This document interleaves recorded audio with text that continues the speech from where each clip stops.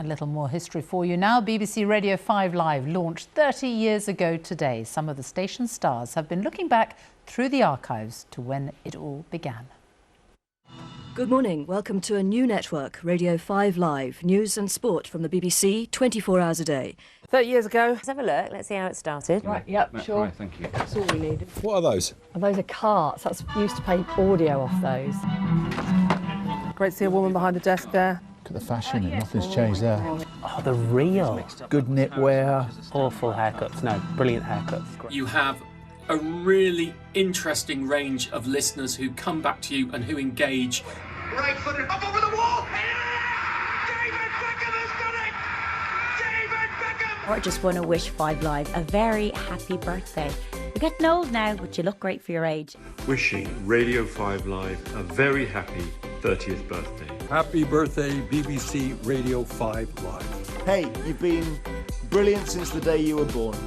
Best of luck with the future. Here's to another 30.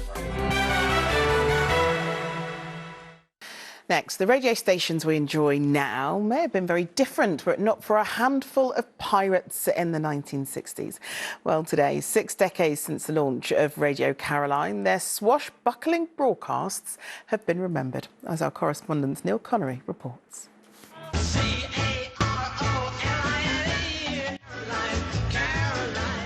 60 years ago today, a radio revolution swept in from the Essex coast.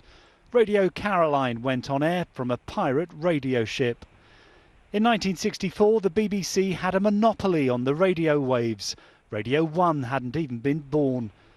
Caroline fired the gun on the pirate radio craze of the 60s. 6 decades on, enthusiasts gathered in Felixstowe to relive a moment in radio history.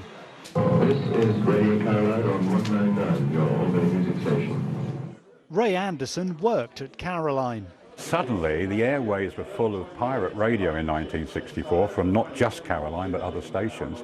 And of course, they were playing music almost 24 hours a day. And they all had disc jockeys that had personalities.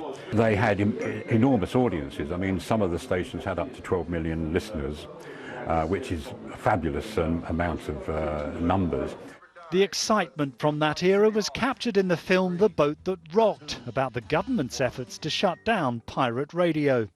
You can't do this. Why not? We're pirates. That's why we're sitting out here in the middle of the friggin' ocean. For the music they love. We're going to shut them down. Dilys Calver took photos of the ship the station broadcasted from. She's celebrating her 96th birthday in the year Caroline clocks up 60.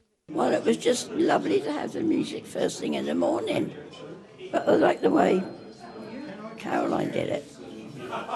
It was nice they were talking to you, but not at you. This is Radio Caroline on 199. Happy radio, which always left listeners smiling. Neil Connery, ITV News. Oh, beautiful slice of history.